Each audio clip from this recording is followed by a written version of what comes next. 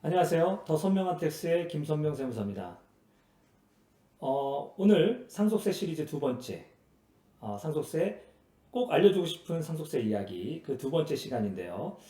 어, 제가 이 시리즈를 하게 된 이유는 앞서도 말씀드렸지만 실무에서 조금은 우리 납세자분들이 반드시 알아야 될 부분에 대한 내용들을 조금씩 내용을 정리해서 말씀드리고자 준비를 했습니다.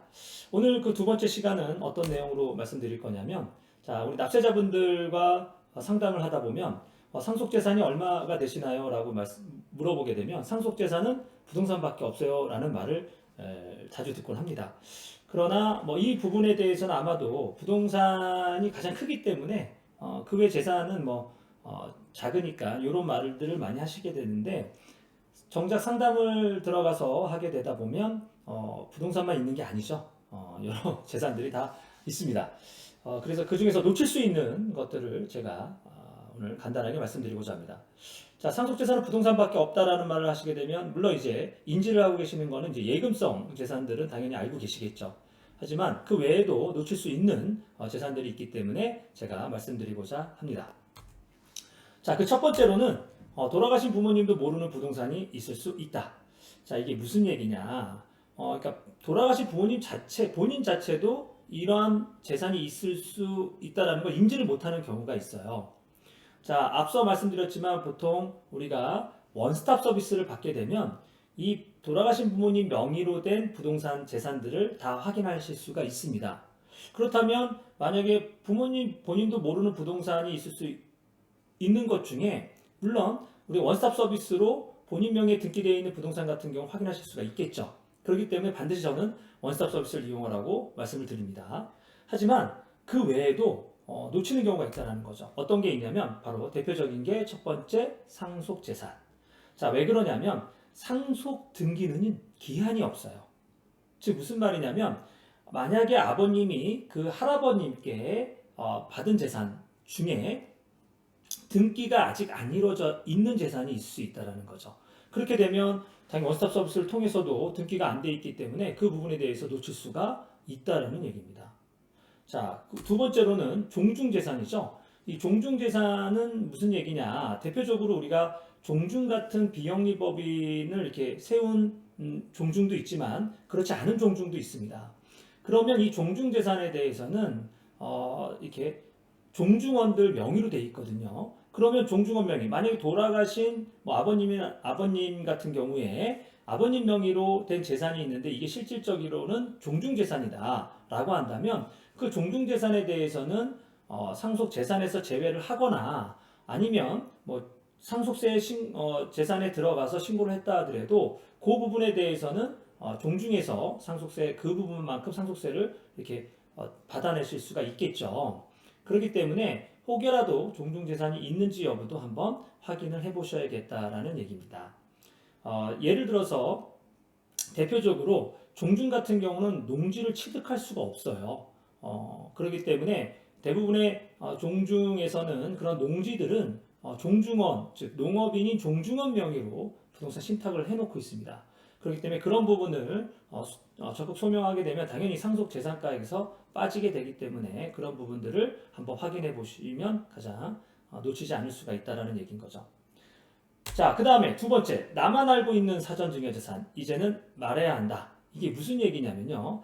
저 같은 경우도 종종 이런 일을 경험하게 되는데요. 왜냐하면 이제 부모님께서 자녀들이 여럿 있을 경우에 어떠한 자녀는 당연히 성공해서 크게 도움을 줄 필요가 없지만, 그에 반해서 조금 이제 도움을 받을 수밖에 없는 자녀들에 대해서는 부모님이 이렇게 도움을 주죠. 근데 그 도움을 주는 거를 다른 자녀한테 이렇게 얘기하는 경우는 많지 않습니다. 그렇기 때문에 그런 부분들, 실질적으로 부모가 자녀한테 도움 주는 게 이게 무슨 문제냐 이런 생각을 하시지만, 실질적으로 우리가 소득이 있는 자녀한테 또 다른 어떠한 현금을 지급한다거나 이렇게 되면은 이거는 증여예요. 원칙은 증여라는 어떤 생각에서 출발을 해야 된다라는 얘기인 거죠. 이제 그런 부분들 우리가 만약에 돌아가시고 나면 이제 상속 조사를 하게 되는데요. 우리가 신고하는 부분에 있어서 당연히 그 내역이 명확하다라고 한다면 과세관청에서 끝나는 경우도 있지만 명확하지 않으면 상속조사가 나옵니다. 결과적으로 조사가 나오든 안 나오든 과세관청에서는 그 돌아가신 분의 어떤 계좌 내역을 10년치를 다 확인한다라고 보셔야 됩니다. 뭐 시중에는 간혹 뭐 5년치만 본다, 뭐 2년치만 본다, 뭐 이런 얘기가 도는데요. 10년치를 본다라고 인지를 하셔야 됩니다. 그러다가 뭐 2년치만 본다라는 그 말 때문에 2년만 확인하고서 그 이전 걸 확인 안 했다가 추징당하는 사례가 되게 많아요. 그렇기 때문에 10년. 왜 10년을 보냐? 그 첫 번째 이유는요. 상속인 같은 경우는 10년 이내 상여증여재산은 상속재산에 합산하고요. 증여세도 추징당할 수 있다라는 얘기죠. 당연히 무조건 증여세가 추징당하는 게 아니라 증여재산 공제 금액을 초과했을 때만 증여세 추징이 되겠죠. 하지만 증여세가 나오지 않더라도 증여라는 게 맞다라고 한다면 상속재산에는 합산하게 돼 있습니다. 그렇기 때문에 바로 돌아가시게 됐을 때 그 돌아가신 분, 고인의 계좌를 10년치를 본다라는 게 바로 이런 이유에 있다. 그러면 상속인 같은 경우는 우리가 일반적으로 우리가 뭐 아버님이 돌아가셨다라고 한다라면 상속인은 1차 상속인은 배우자와 그 자녀거든요. 그러면 만약에 손자, 손녀 같은 경우 또는 뭐 형제자매나 이런 경우는 상속인 외자가 되겠죠. 그렇다면 상속인 외자한테는 뭐 사전증여도 문제가 없냐? 그건 아닙니다. 상속인 외자 같은 경우는 5년 이내 사전증여 재산은 상속재산에 합산하고 당연히 그 증여공제액을 초과하게 되면 증여세도 추징하게 돼 있죠. 자, 그렇기 때문에 우리가 이 돌아가신 분의 계좌 내역은 10년치를 다 확인하셔야 된다는 얘기입니다. 실질적으로 이게 이게 자녀들한테 이게 증여한 내역이 있음에도 불구하고 서로 이게 얘기를 하고 있지 않다가 나중에 추징당하는 사례가 상당히 제법 있습니다. 그렇기 때문에 우리 만약 상속세를 준비하시는 분이라면 반드시 10년 이내에 사전증여 재산이 있는지 여부를 서로 공유를 하던가 아니면 이 세무대리인과 자세한 이제 상담을 하셔야 될 거로 생각됩니다.